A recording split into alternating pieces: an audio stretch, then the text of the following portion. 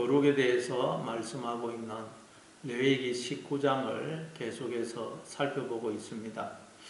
하나님은 출애굽하여 이제 가나안 땅에 들어가서 살게 될 이스라엘 백성들에게, 즉 구원받아 하나님의 자녀가 된 우리들에게 내가 거룩하니 너희도 거룩하라고 말씀합니다. 그러니까 하나님께서 우리를 지으시고 부르신 목적은 바로 우리로 하나님의 거룩에 참여하도록 하기 위해서라는 말입니다. 그럼 거룩이란 구체적으로 무엇일까요?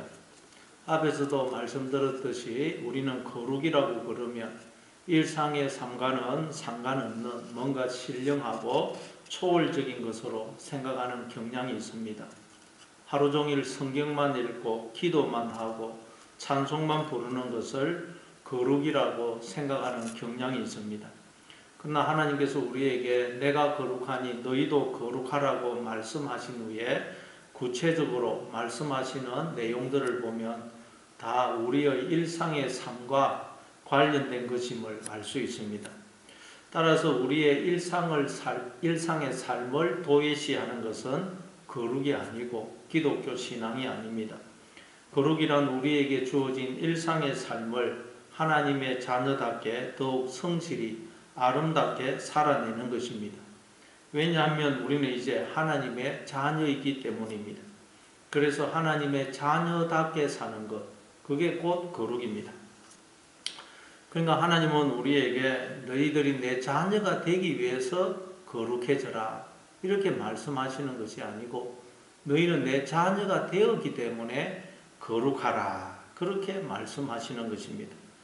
그러니까 우리에게 거룩하라고 말씀하시는 하나님의 이 계명은 우리를 힘들게 하는 무거운 부담이 아니고 우리를 영광으로 복으로 초대하는 놀라운 축복인 것입니다. 자, 그럼 오늘 본문에서는 또 어떤 구체적인 계명을 주시는지 살펴보겠습니다. 13절 14절입니다. 너는 내 이웃을 억압하지 말며 착취하지 말며 품꾼의 싹을 아침까지 밤새도록 내게 두지 말며 너는 기먹은 자를 저주하지 말며 맹인 앞에 장애물을 놓지 말고 내 하나님을 경외하라. 나는 여호와이니라. 가난한 이웃을 억압하거나 착취하지 말며 품꾼의 삭을 미루지 말고 바로 주라고 말씀합니다. 그리고 기먹은 자, 맹인과 같은 그런 장애인들을 저주하지 말고 괴롭히지 말라고 말씀합니다. 그러면서 하나님을 경외하라고 말씀합니다. 그러니까 하나님을 경외하면 우리는 이런 행동을 할 수가 없다는 의미입니다. 왜냐하면 모든 인간은 하나님의 자녀로 하나님께서 그를 향한 놀라운 뜻과 계획을 세워 그를 이 세상에 보내셨고 그 뜻과 계획에 따라 하나님께서 그의 인생을 이끌어가고 계시기 때문입니다. 그래서 시편 105편 17절부터 19절에 보면 억울하게 애굽의 노예로 팔려가고 또 누명을 뒤집어쓰고 감옥에 들어간 요셉을 두고 성경은 이렇게 말씀합니다. 그가 한 사람을 앞서 보냈었으며 요셉이 종으로 팔렸도다. 그의 발은 착고를 차고 그의 몸은 쇠사슬에 매였으니 곧 여호와의 말씀이 응할 때까지라. 그의 말씀이 그를 단련하였도다. 하나님은 요셉을 생명을 구원할 자로 세우시려는 놀라운 계획을 세우시고 그 계획에 따라 요셉의 인생을 이끌어 가셨다는 것입니다. 근데 이걸 알지 못하고 종으로 팔려오고 감옥에 들어온 요셉을 그의 겉모습만 보고 무시하고 그를 업신여긴다면 그는 요셉의 인생을 당신의 뜻과 계획에 따라 이끌어가고 계시는 하나님을 무시하고 업신여기는 것이 되는 것입니다. 욥도 극심한 환난 속에서 뭐라고 고백합니까? 욥기서 23장 10절에 보면 내가 가는 길을 오직 그가 아시나니 그가 나를 단련하신 후에는 내가 정금같이 나오리라 그러죠. 우리는 다 욥처럼 하나님에 의해서 단련을 받고 있습니다. 따라서 하나님이 그를 향해서 가지고 계신 뜻이 목적이 높고 크면 연단의 강도도 세질 수밖에 없습니다. 오늘 본문에서 이웃을 억압하지 말고 착취하지 말라고 하시는데, 우리가 억압하고 착취하는 이웃은 주로 가난하고 병들고 사회적인 지위가 없는 사람들일 확률이 많습니다. 그러나 우리는 가난하고 병들고 고난을 당하는 사람을 볼 때 하나님이 저 사람을 향해 놀라운 뜻을 세우시고 저 사람을 저렇게 혹독하게 연단하고 계시는구나 하고 생각하고 그 사람 앞에서 오히려 머리를 숙여야 되는 것입니다. 그런데 욥의 친구들은 이걸 알지 못한 채 욥에게 네가 죄를 지어서 이렇게 벌을 받고 있다, 그러니 회개하라, 그렇게 함으로써 바로 오늘 본문에 나오는 이웃을 억압하고 무시한 것입니다. 그런데 우리도 이런 잘못을 저지를 때가 얼마나 많습니까? 그래서 야고보 사도도 이렇게 말씀합니다. 야고보서 2장 1절입니다. 내 형제들아, 영광의 주 곧 우리 주 예수 그리스도를 믿는 믿음을 너희가 받았으니 사람을 외모로 취하지 말라. 영광의 주 곧 우리 주 예수 그리스도를 믿는 믿음을 받았다면 우리는 사람을 외모로 취할 수가 없다는 것입니다. 왜냐하면 우리가 믿는 영광의 주 예수 그리스도는 이 세상에 어떤 분으로 오셨습니까? 그분은 이사야 53장의 말씀처럼 고운 모양도 없고 풍채도 없고 우리가 보기에 흠모할 만한 아름다운 것이 없는 분으로 오셨습니다. 그래서 멸시를 받아 사람들에게 버림받았으며 강고를 많이 겪었으며 우리도 그를 기이 여기지 않았습니다. 그래서 그는 결국 그를 알아보지 못했던 사람들에 의해서, 즉 우리들에 의해서 십자가에 달려 돌아가셨습니다. 그러나 알고 보니 우리가 외모만 보고 무시하고 멸시하고 죽인 그분이 하나님의 아들이셨고 영광의 주였었습니다. 그러니까 우리가 외모만 보고 하나님의 아들이요 영광의 주이신 분을 멸시하고 조롱하고 죽인 것입니다. 그래서 우리가 이런 예수 그리스도를 믿는다면 사람을 절대로 외모로 취할 수가 없다는 말입니다. 왜냐하면 모든 인간은 하나님의 자녀요, 그 속에 예수님이 하나님의 영으로 들어가 계시기 때문입니다.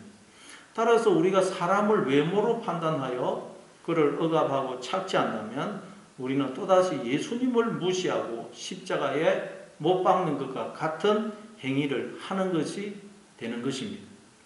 그래서 예수님이 마태복음 25장에서 지극히 작은 자 하나에게 한 것이 곧 내게 한 것이고 지극히 작은 자 하나에게 하지 아니한 것이 곧 내게 하지 아니한 것이라고 말씀하신 것입니다. 왜냐하면 모든 인간은 하나님의 자녀요, 하나님이 그 속에 계시기 때문입니다. 그래서 우리는 사람을 외모로 보고 무시하는 것은 그와 함께 하시는 하나님을 무시하는 것이다 하는 걸 늘 기억해야 됩니다. 요한복음에 보면 예수님과 제자들이 성전 앞을 지나가다가 남에서부터 소경된 자를 보게 되죠. 그때 제자들이 그 소경을 두고 예수님께 이렇게 질문을 합니다. 예수님, 저 사람이 저렇게 소경으로 난 것이 저 사람의 죄입니까? 죄 때문입니까? 아니면 저 사람의 부모의 죄 때문입니까? 유대인들에게는 인과응보적인, 즉 율법적인 사고가 자리 잡고 있어서 사람이 무슨 죄를 당한다든지 사고를 만난다든지 하면 죄를 지어서 벌을 받은 것이라고 생각했습니다. 그래서 그런 인과응보적인 생각에 의하면, 사고에 의하면 이 사람이 소경된 것은 죄를 지어 벌을 받은 것입니다. 근데 문제는 이 사람은 태어날 때부터 소경으로 태어났기 때문에 이 사람이 죄를 지을 가능성은 없습니다. 그러면 이 사람이 부모가 죄를 지어서 그런 것인가 하고 생각한 것입니다. 그래서 예수님께 이런 질문을 한 것입니다. 근데 그 질문에 예수님은 어떻게 대답을 하십니까? 이 사람이 이렇게 소경으로 태어난 것은 이 사람이 죄를 지었거나 그 부모가 죄를 지어서가 아니라 이 사람에게서 하나님이 하시는 일을 나타내고자 하십니다. 예수님에 의하면 하나님이 이 사람에게서 하나님의 일을 나타내기 위해서 하나님이 이 사람을 소경으로 태어나게 하셨다는 것입니다. 그럼 여러분, 하나님이 이 사람에게서, 즉 우리에게서 하고자 하시는 일은 무엇입니까? 바로 우리를 연단하고 깨우치고 훈련시켜 우리를 하나님의 상속자, 후계자로 세우시는 것입니다. 우리를 하나님을 그대로 본받은 하나님의 자녀로, 하나님의 거룩에, 하나님의 신성한 성품에 참여하는 자로 만드시는 것입니다. 그걸 위해서 우리를 이 세상에 보내 훈련하고 연단하시는 것입니다. 그러니까 연단과 훈련의 강도에 따라 우리가 참여하게 되는 영광과 거룩의 정도가 다를 수밖에 없습니다. 따라서 이 소경은 하나님이 그를 더 큰 영광과 복의 자리에 세우시려는 뜻과 계획을 세우시고 그 계획에 따라 그를 소경으로 이 땅에 보내어 혹독한 연단을 하고 계시는 것입니다. 예수님이 가장 혹독한 연단을 받으시고 십자가에 달려 죽으심으로 가장 큰 영광을 받으셨지 않았습니까? 따라서 예수님을 믿고 예수님이 가신 그 길을 따라가는 우리는 내 인생도 그리고 다른 사람의 인생을 볼 때도 하나님의 이런 시각과 섭리 속에서 보아야 된다는 것입니다. 그러면 우리는 내 인생도 그리고 다른 누구의 인생도 외적인 조건으로 무시할 수가 없는 것입니다. 그래서 야고보 사도는 이렇게 말씀합니다. 야고보서 5장 10절 11절입니다. 형제들아 주의 이름으로 말한 선지자들을 고난과 오래 참음의 본으로 삼으라. 보라 인내하는 자를 우리가 복되다 하나니 너희가 욥의 인내를 들었고 주께서 주신 결말을 보았거니와 주는 가장 자비하시고 긍휼히 여기시는 이시니라. 인내하는 자를 우리가 복되다 하나니, 이 말은 다르게 말하면 하나님에 의해서 연단을 받고 있는 자를 우리가 복되다 하나니, 그런 뜻입니다. 너희가 욥의 인내를 들었고, 달리 표현하면 너희가 욥이 하나님께 받았던 그 연단에 대해서 들었고 주께서 주신 결말을 보았거니와, 즉 주께서 연단을 다 통과한 욥에게 주신 영광과 복을 보았거니와, 그런 뜻입니다. 주님은 가장 자비하시고 긍휼히 여기시는 이시니라. 그러니까 자비하시고 긍휼이 많으신 하나님은 우리를 영광과 복의 자리에 세우시려고 우리를 훈련하시고 연단시키신다는 것입니다. 단지 누가 지은 죄 때문에 그를 망하게 하고 죽게 하려고 그에게 벌을 주고 있는 것이 아니라는 것입니다. 하나님이 모든 인간을 복의 자리, 영광의 자리에 세우시려고 연단시키고 계시다는 거예요. 그래서 그가 연단을 받아 하나님께로 돌이키면 그는 영광과 복의 자리에 서게 되고, 그가 돌이키지 않으면 그는 그 심판날에 영원히 머물게 되는 것입니다. 따라서 우리는 누구를 보든지 하나님의 이런 시각과 섭리 속에서 보아야 됩니다. 그러면 누구를 보든지 고맙고 감사하는 마음과 존경하는 마음을 품게 됩니다. 그리고 혹독한 연단을 받으면 받을수록 우리는 그 사람 앞에서 머리를 숙이게 되는 것입니다. 그리고 또 15절 16절입니다. 너희는 재판할 때 불의를 행하지 말며 가난한 자의 편을 들지 말며 세력 있는 자라고 두둔하지 말고 공의로 사람을 재판할지며 너는 내 백성 중에 돌아다니며 사람을 비방하지 말며 내 이웃의 피를 흘려 이익을 도모하지 말라. 나는 여호와이니라. 재판할 때 공정을 기하라고 말씀합니다. 가난한 자라고 무조건 편을 들어서도 안 되고 세력 있는 자라고 힘 있는 자라고 두둔해서도 안 되고 오직 공의로 재판하라고 말씀합니다. 또한 돌아다니면서 다른 사람을 비방하거나 중상모략하지 말라고 말씀합니다. 그리고 이웃의 피를 흘려 이익을 도모하지 말라고 말씀합니다. 이 말씀 앞에서 우리는 나는 재판관이 아닌데 그런 생각이 들 수가 있습니다. 그러나 우리가 재판관은 아닐지라도 우리는 다 각자의 삶의 영역에서 날마다 결정을 내리고 판단을 하면서 살아갑니다. 나에게 일어나는 일, 사건도 판단하고 만나는 사람도 판단합니다. 그런 의미에서 우리는 다 재판관이고 왕인 것입니다. 그런데 그렇게 판단을 할 때 오직 공의로 하라는 것입니다. 여기서 공의가 째닥한데 주로 어로 번역이 됩니다. 이 어가 헬라어로는 디카이오 시네입니다. 로마서 1장 17절에 보면 복음에는 하나님의 어가 나타나서 이게 디카이오 시네 째다카입니다. 복음에는 하나님의 어가 나타나서 믿음으로 믿음에 이르게 하나니 기록된 바 오직 의인은 믿음으로 말미암아 살리라 함과 같으니라. 복음에는 하나님의 의가 나타나서 우리를 믿음으로 믿음에 이르게 한다는 것입니다. 그럼 이 의가 뭘까요? 제다카, 디카이오, 시네. 이 의가 뭘까요? 이 의라는 것은 나는 누구며 하나님은 누구신지, 그리고 하나님과 나는 어떤 관계에 있는지에 대해서 알려주는 내용이 바로 의입니다. 제다카, 디카이오, 시네.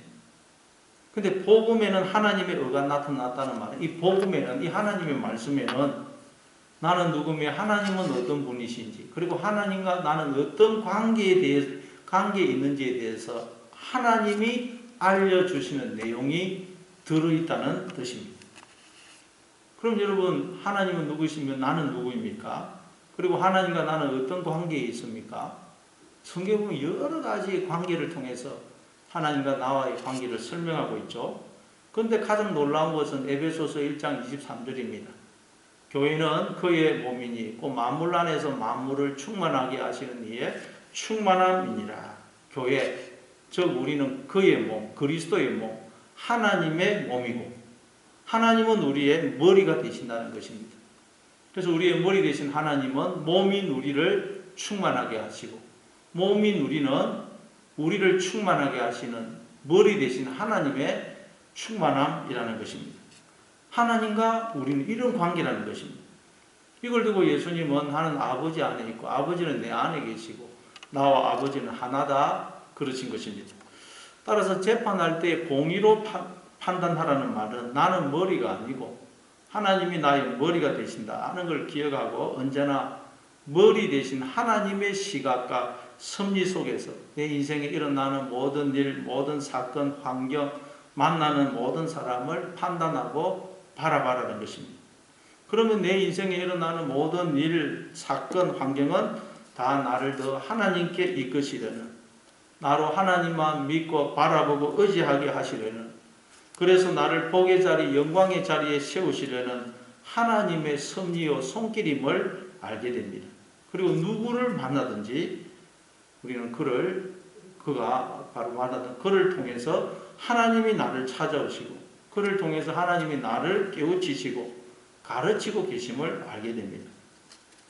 그래서 우리가 하나님의 시각과 섭리로 모든 것을 바라보고 판단하게 되면 우리는 항상 기뻐하고 범사에 감사하게 되는 것입니다. 그리고 또 누구를 보든지 우리는 그를 불쌍히 여기게 되고 고맙게 생각하게 되는 것입니다. 이게 거룩이라는 것입니다. 또 17절, 18절입니다. 너는 내 형제를 마음으로 미워하지 말며 내 이웃을 반드시 견책하라. 그러면 내가 그에 대하여 죄를 담당하지 아니하리라. 원수를 갚지 말며 동포를 원망하지 말며 내 이웃 사랑하기를 내 자신과 같이 사랑하라. 나는 여호와이니라. 거룩의 구체적인 모습을 말씀하시면서 내 형제를 마음으로 미워하지 말라고 말씀합니다. 마음으로 미워하지 말라. 근데 신약에 오니까 예수님이 마태복음 5장 21절 22절에서 형제를 미워하고 욕하고 분노하는 것은 살인이라고 말씀을 하죠. 마음으로 누구를 미워하고 욕하고 분노하는 건 살인이라는 것입니다. 요한일서 3장 15절에도 보면 그 형제를 미워하는 자마다 살인하는 자니 살인하는 자마다 영생이 그 속에 거하지 아니하는 것을 너희가 아는 바라. 형제를 미워하는 것은 살인이다. 그럼 여러분 왜 우리가 마음으로 누군가를 미워해서는 안 된다는 말입니까? 그건 내 속에 생명으로 들어오신 하나님을 죽이는 것이기 때문입니다. 다시 말해 누군가를 마음으로 미워하는 것은 나에게 주어진 생명과 복을 나 스스로 죽이고 파괴하는 것이기 때문에 해서는 안 된다는 것입니다. 이걸 두고 로마서 8장 6절에서는 육신의 생각은 사망이요 영의 생각은 생명과 평안이니라 그러는 것입니다. 그런데 여러분 하나님의 자녀라고 하는 우리가 그렇게 살 때가 얼마나 많아요. 마음으로 누군가를 미워함으로 내 안에 생명으로 들으신 하나님을 죽여버리고 우리의 마음이 무덤처럼 될 때가 얼마나 많습니까? 그래서 예수님이 바리새인들을 향하여서 즉 그런 우리를 향하여서 해치란 무덤이라고 부릅니다. 해치란 무덤. 성지순례 가보면 무덤을 볼 수 있는데 하얀 페인트 칠을 해놓았습니다. 겉으로 보면 작은 집 같습니다. 그러나 그 속은 무덤입니다. 무덤. 마찬가지로 우리가 겉으로는 하나님의 자녀처럼 보입니다. 그러나 마음으로 누군가를 미워하고 있으면 우리의 마음은 무덤인 것입니다. 그래서 우리가 생명과 평안을 누리지 못하고 무덤을 살 때가 얼마나 많습니까? 그래서 하나님이 형제를 마음속에 미워하지 말라는 것입니다. 우리를 위해서 그렇게 말씀하시는 것입니다. 그러니 마음속에 미움이 올라올 때마다 하나님께서 나를 복의 자리, 영광의 자리에 세우시려고 저 사람을 동원해서 나를 연단하고 계신다 하는 것을 기억하심으로 오히려 감사하고 그에게 고맙게 생각하고 축복해 줌으로 언제나 생명과 평안을 누리는 여러분 되시기를 바랍니다. 그리고 이웃을 반드시 견책하라고 말씀합니다. 견책하라라는 말씀은 바로 잡아주라, 교정하라는 뜻입니다. 형제 중 누가 범죄했을 때 그를 바로 잡아주라는 말씀입니다. 오늘 본문 말씀에 보면 반드시 견책하라고 말씀합니다. 갈라디아서 6장 1절 2절입니다. 형제들아 사람이 만일 무슨 범죄한 일이 드러나거든 신령한 너희는 온유한 심령으로 그러한 자를 바로잡고 너 자신을 살펴보아 너도 시험을 받을까 두려워하라. 너희가 짐을 서로 지라. 그래야 그리스도의 법을 성취하라. 형제 중에 누가 범죄하거든 온유한 심령으로 그러한 자를 바로잡으라고 말씀합니다. 여기서 바로잡으라라는 말은 부러진 뼈를 접합하다. 뼈가 부러졌을 때 그 뼈를 다시 접합하다, 교정하다 그런 의미입니다. 여러분 우리가 팔이 부러지면 어떻게 합니까? 이 팔이 부러져가지고 제 기능을 못하고 덜렁덜렁 그냥 방해가 된다고 이 팔을 잘라버립니까? 그렇지 않죠. 아주 조심스럽게 다시 뼈를 맞추어서 기부스를 해서 이 줄을 목에 겁니다. 우리의 이 몸의 지체 중에서 가장 무거운 것이 머리입니다. 근데 이 머리를 평소에 몸이 이고 다닙니다. 그러니까 이 목이 얼마나 힘이 들겠어요. 근데 팔이 부러지면 또 기부스를 해가지고 그 줄을 목에다가 겁니다. 그때 목이 신경질을 내면서 나는 못한다. 안 그래도 힘들어 죽겠는데 또 팔 부러진 것까지 내가 짊어져야 된다 말인가? 차라리 팔을 잘라버려라 이럽니까? 안 그러죠. 그렇다고 팔을 잘라버리면 몸 전체가 내가 병신이 되는 것입니다. 우리는 팔이 부러지면 이거 잘라버리는 게 아니고 이걸 조심스럽게 맞춰서 기부스를 해서 줄을 목에 겁니다. 이게 바로 온유한 심령으로 그러한 자를 바로 잡으라, 교정하라, 견책하라 라는 의미인 것입니다. 그러니까 우리 중에 누가 실수하고 잘못했다고 해서 확 잘라버려서는 안 되고 자르면 우리가 병신이 된다는 걸 알고 그 사람을 다시 고쳐내야 옳게 만들어야 한다는 것입니다. 부러진 뼈를 다시 붙여서 고치듯이 우리도 잘못한 사람을 온유한 심령으로 고쳐내야 하는 것입니다. 그러기 위해서는 내가 손해보고 양보하고 희생해야 됩니다. 짐을 서로 져야 되는 것입니다. 또한 원수를 갚지 말고 동포를 원망하지 말라고 말씀합니다. 우리가 인생을 살아가다 보면 나를 힘들게 하고 억울하게 만들고 괴롭히고 상처를 주는 사람을 만나게 됩니다. 그럼 우리가 그 사람을 참 원수를 갚고 싶고 원망이 나옵니다. 그러나 그때 우리는 하나님이 저 사람을 해초리로 막대기로 삼아서 나를 징계하고 계신다 그렇게 생각해야 됩니다. 물론 그 사람은 그 일 때문에 하나님으로부터 심판을 받을 것입니다. 그러니 우리는 그 사람에게 오히려 미안해하고 고맙게 생각해야 되는 것입니다. 그래서 예수님도 자기를 십자가에 못 박아 죽이는 자들을 위해서 하나님께 기도하기를 아버지여 저들을 사하여 주옵소서. 저들은 자기들이 하는 것을 알지 못합니다. 그렇게 기도하신 것입니다. 그러니 무슨 일, 무슨 사건을 만나든 어떤 행편에 처하고 누구를 만나든 다 하나님이 나를 영광의 자리, 복의 자리에 세우시려고 나를 연단하고 계신다. 이 모든 것은 내게 손해가 아니고 유익이고 복이다 하는 것을 기억하셔서 항상 기뻐하고 범사에 감사하고 누구를 대해서든 불쌍히 여기고 고맙게 생각함으로 날마다 생명과 평안을 누리는 하나님의 거룩한 자녀로 살아가시는 여러분 다 되시기를 바랍니다.